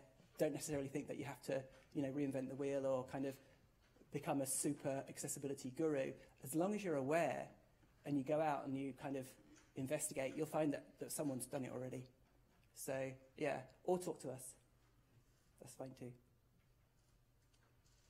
Any other questions? Great, thank you, Robin. Thank you. You, funny Andrew. Oh, oops. Hey.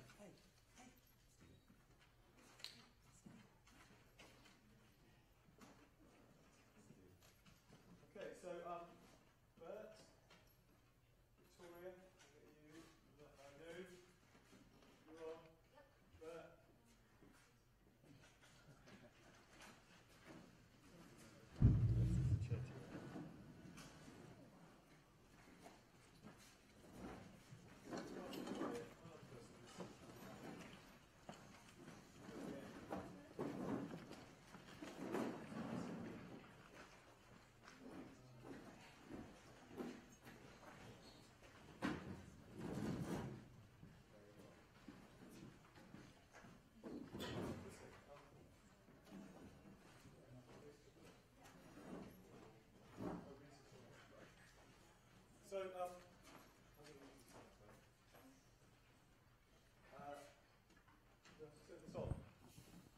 This one, thank you. So what we wanted to do, just give you an update on what we did today, because I think if you take some of the stuff that you've heard, sort of the run through that I saw was, I think Andy was a brilliant sort of picture of where design is right now. If you're trying to make a service that somebody's going to use their voice to control, what do you have to think about? This conversation you're going to have with these virtual assistants, they're very difficult to imagine and picture in your head when you're connecting with them.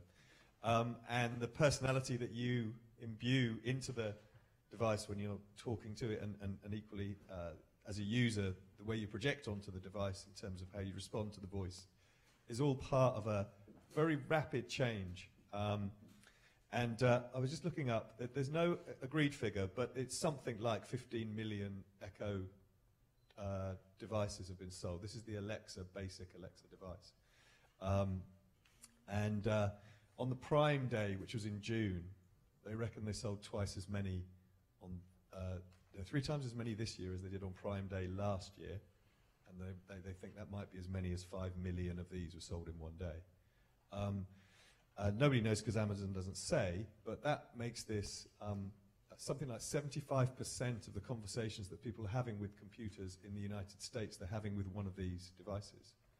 So these are mainstream devices. These are things that we're already having to come to terms with. And if you've used Siri or talk to Google and those sorts of things, then these are actually a little bit different because that's the only thing it can do.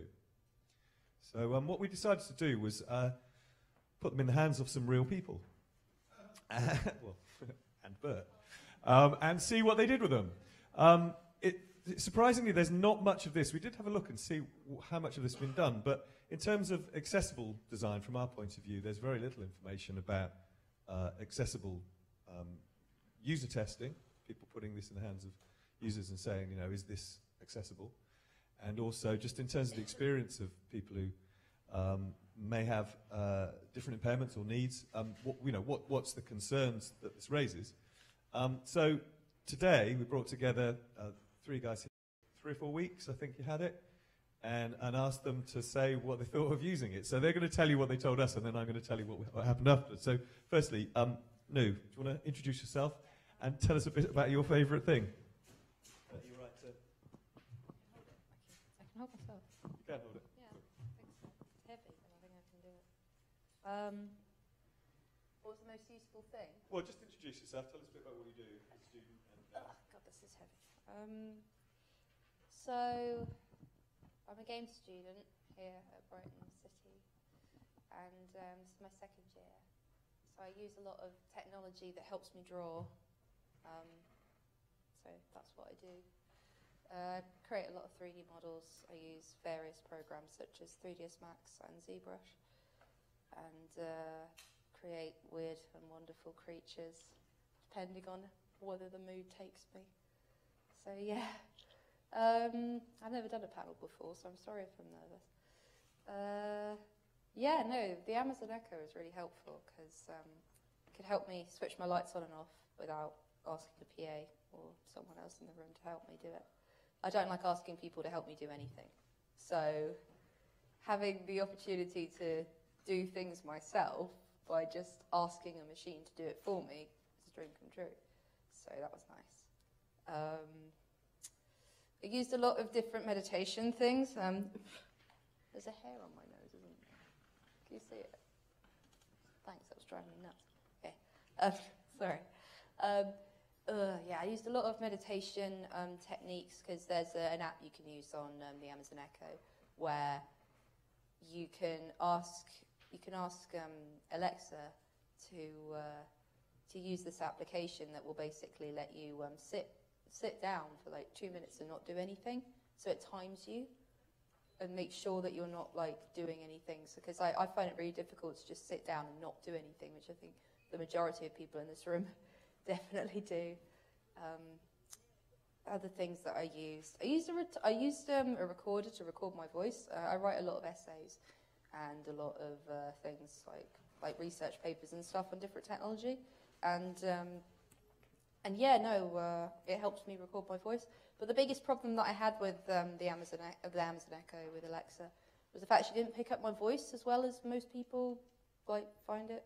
But apparently, and I only just realised this while doing the hack today, is that she's trainable. So if you train her over and over and over again each day, then she'll pick up your voice better and it will be free-flowing, which I didn't realise. So I used a lot of different applications. I used a lot of different skills, for that to get her to do what I wanted. The smart plug was also really useful for turning on loads of different electronics. I think I've already said that. But yeah, that's about all I have to say on that. I just think that the Amazon Echo is great, but I think that there needs to be more updated technology like this that can be used with a good AI that can help disabled people do so much more with their lives. Which, yeah. So there's pros and cons with it. I'm very difficult to please, so yeah. Anyway, that's all I have to say.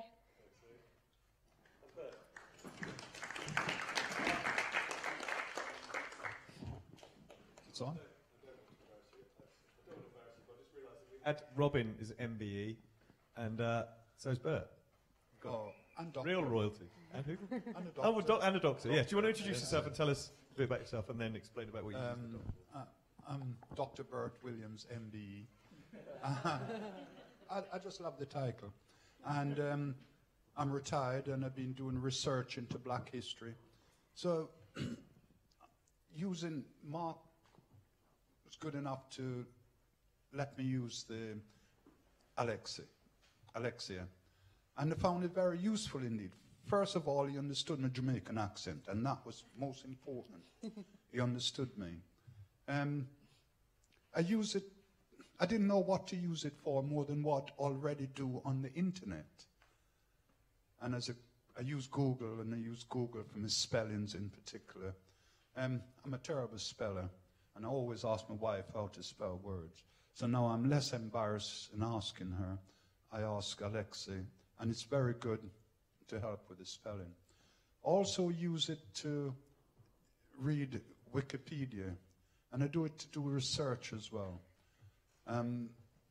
Today we met up in a group, and what would like it to do. And one of the things that I would like to do with it is I use a lot of paid database to do my research, things like Ancestry.com and the British Newspaper Archives. I'd love it to be able to take, record the page itself or the article itself instead of using sort of a capture software to do it. I would like it to be able to do that. I like it to be able to read back to me, which it does. It can read back to me. So I find it very useful. Caused a little bit of problem in the house with the wife because it's she and her and Alexia. And I talk to Alexia. I do talk to the wife as well, but I do talk to Alexia.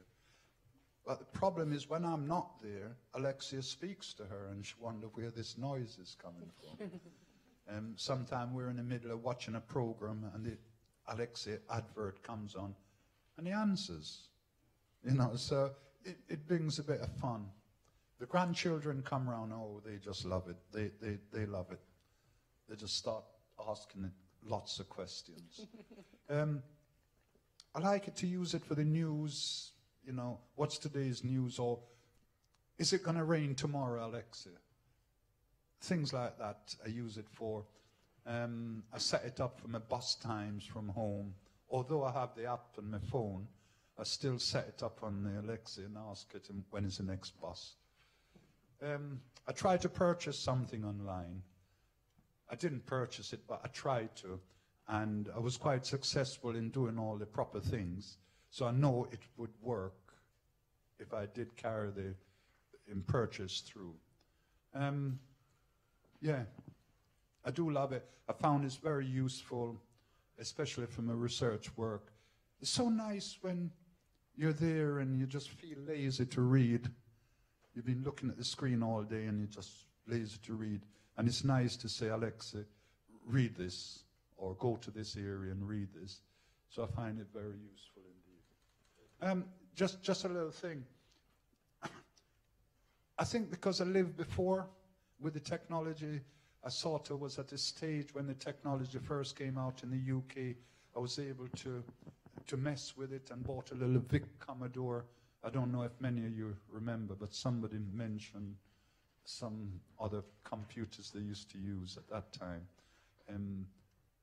So I remember the time in particular with Mark Walker standing here. He used to run a course where he was going in the community, around the community, and showing people how to use a mouse.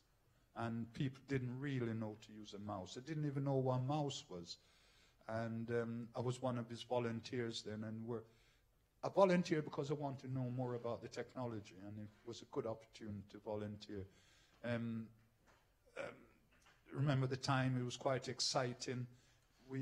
First time we used a 56K modem. It was just upgraded to a 56K modem, and we were in the library, and the library had to borrow a computer or somebody to bring a computer to lend the library, so we all could sit around this one screen, and we were looking at not the launcher NASA, but one of the cameras were pointing to one of the spacecraft. So that's how far we go back to with technology. So coming here today and seeing this, I feel quite positive about the future, that I'm going to understand it. And for the elderly people, that is important. I do see my wife at the moment is diagnosed with Alzheimer, but I do see the benefit. Oh, by the way, she doesn't like the mobile phone. She won't use it.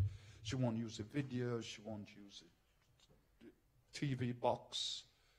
She switches it on, and if I leave it on another channel, she'll ask me to put it on. She just won't touch it. And I've been asking her to try and talk to Alexa. You know, ask for something, and it does answer her back. So I think there's a chance there that it would help her. So another thing that we discussed today as well was having a camera where Alexa could open the front door, for instance, having a smart camera outside and a smart lock on the door. And if somebody come to the door, you could see who it is. You would have a set of pictures that it would face recognition, and it would say, oh yeah, that's a friend or a foe. And you could actually let them in without you moving. So I do see this going really further and further. And I'm quite excited and inspired. So that's me, and thank you.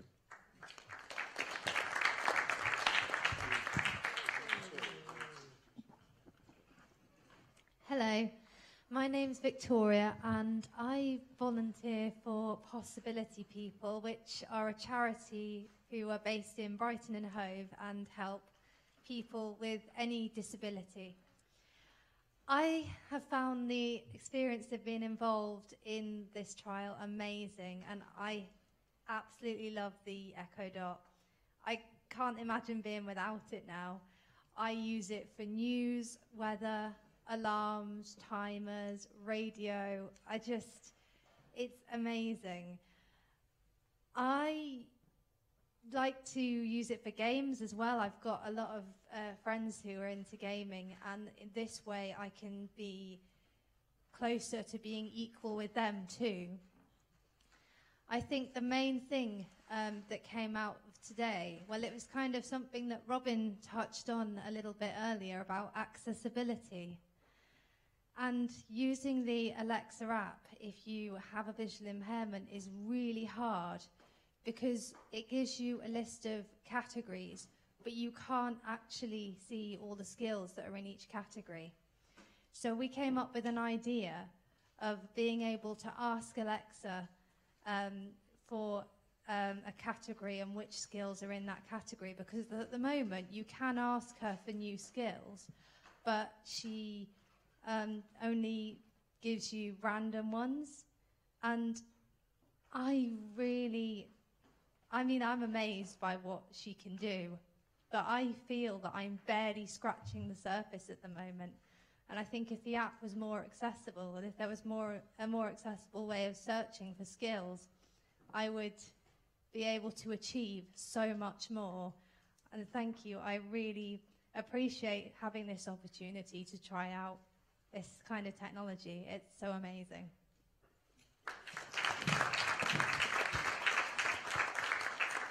So just for a few more minutes, I just thought I'd tell you what happened today, because a few interesting things came together, and I think we're gonna do it again. We didn't set it up, but everybody who had a dot doesn't want to give it back. So we don't know what we're going to do about that. But one thing we can do is some more research and continue working with people, because it's obvious that a couple of things came up really that I think we were reflecting on today. One is it's really difficult to know what it can do, because it can do so many different things. So it's almost like you need a guide, or you need somebody to find a way round, or come up with a load of options and sit with you and show you how to implement them, whoever you are, whatever your interest is, whether or not you have any sort of disability or any other particular need. It's just overwhelming in some senses. It's like giving somebody a smartphone and saying, there you go, that can do whatever you want, but not telling you which apps to install. And I, just in terms of the work that we've been doing, I hadn't really clocked how much content has been created, how many skills there are out there, just on the dot, or just on the Alexa. And of course, then you've got the same problem in terms of what Google Home, which was announced last week, as Robin said, all of those sorts of skills and capabilities are out there as well. And I think it just is, we're just about to hit that blizzard position where there's just going to be a massive amount of information. So, and in AbilityNet, often what we're doing is helping people look at what they're trying to do as a task rather than what the right technology is. So what's the task you're trying to do, and then which technology fits it. And I think that's the next step, really, in terms of working with people, is to provide support and have people who can share. And I think Victoria was talking about having some sort of recommendation thing, that because you like this, you might like this. And surprisingly little of that around at the moment, just in terms of how you can find out how these things can do things for you. That's one thing. The other one was that we're really lucky today. EDF Energy sent a couple of people along. They've got a lab. They're sponsors of the Digital Festival, and they've got a lab in Portland Road in Hove. And they do loads of stuff around home automation. And they've been doing it for a couple of years. So we thought we might, in our hack, build a skill. And actually, the person who built a skill was the guy from EDF who's built loads in the last couple of years. So he knew how to do it, and he pieced one together. But what was also interesting, just talking to them about the things that are happening within the lab, is they're trying to anticipate the services that we will need that we don't yet know that we want to use. And we were talking about being able to turn your heating up and down automatically through a thermostat, but also some of the household, day-to-day household stuff. And the apocryphal one is being able to check whether somebody, this isn't quite the right phrase, but somebody is alive because they're using their fridge. So if the fridge doesn't open and shut often enough, there might be somebody lying on the floor because they're a vulnerable person living on their own. And so you monitor the fridge to see whether it's open or not. And those sorts of things are happening. They're building those sorts of things into services. But I think it goes back to the conversation about how are we going to know what we can do. And I think some people are building the applications for us now. People like EDF, where they've got an interest in being, a provider of services for energy, obviously in their case. I think we'll begin to see service providers offering us things which help us understand what it can do. And actually, there's not much of that around, but when you start looking at, there's some budgeting tools that use AI. I think I was talking to you about that, Duncan. And then, they're telling you when it's a good time to save money, because it's looking at your spending pattern and suggesting that you drop money into a saving account at a certain time. And that's the artificial intelligence, and it's built into an app. It's a bot-like thing.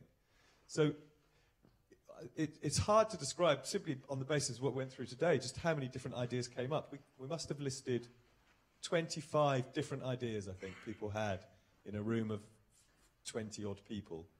So when you start playing with it, we spent a few hours together looking at these things and talking about it with lots of different skills in the room. Lots of really great ideas come up. But actually, I think we're at the point where we don't really know what it's going to do. We don't really know how it's going to turn out. We don't really know what we're going to be using it for. And certainly these guys want to keep it, so obviously it's a useful thing. But as to what it is actually going to do, then you're going to have to keep it, and we'll have to come back in 6 months' time and find out what you used it for. There you go. I told you could keep it. So just to finish off, does anybody have any questions for any of the people who've used the dots?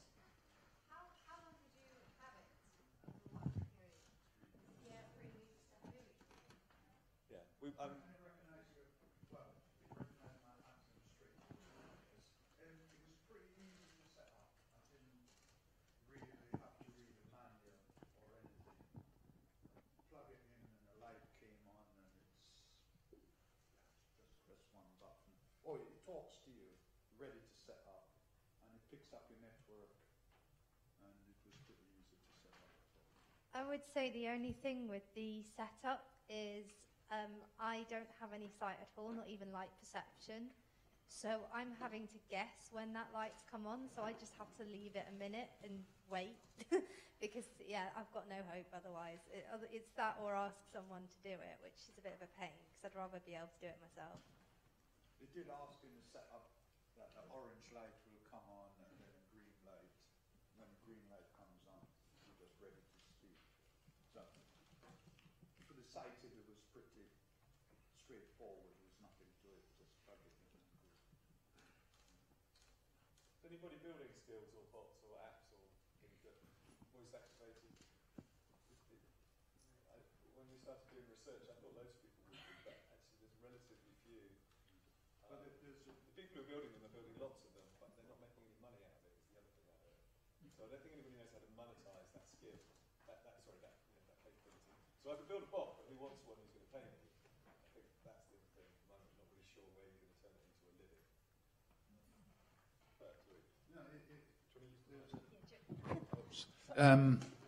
There's an app, you call them bot, but there's an app and it's called IFTTT. If this then that. And that has a list of all, lots of bots that has been already made. And download this app from the Apple Store or whatever store you do. And then it goes through and it said, the first one I tried that came up was remind me to drink water.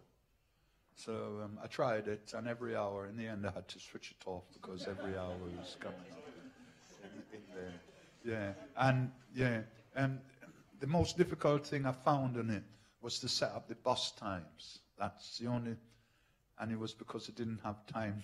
I didn't read the manual. I just went on.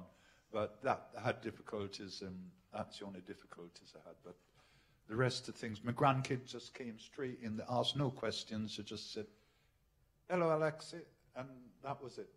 They were off. So yeah, it was pretty easy to set up.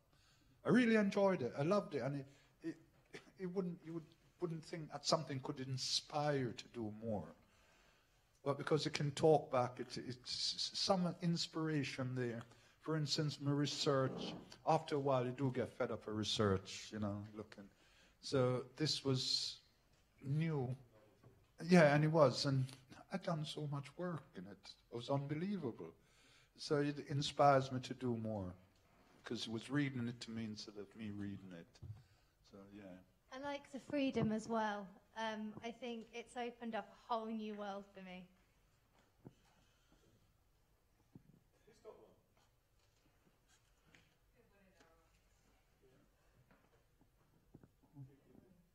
Robin, I think you need to. Is that a spare one? This one here? You got a spare one? No, that's, I took that back from somebody. Great, so hopefully you've seen a sort of spectrum there really from what the design community, people working in Andy's industry are looking at in terms of the design of these capabilities, what they're bringing to the services around us. Robin's, as ever, sort of inspirational look across a range of devices and applications which have direct relevance to people with disabilities. And then equally, it's been brilliant working with these guys, and we will definitely carry on looking at the applications that come from having a relatively simple household mainstream device with this new capability and who it's going to be useful for in ways that we're not really ready for yet. So yes, I think we'll be back because I think these box things might actually stick around a bit. So we might be back to look at how they're developing in the future. So thank you very much for coming.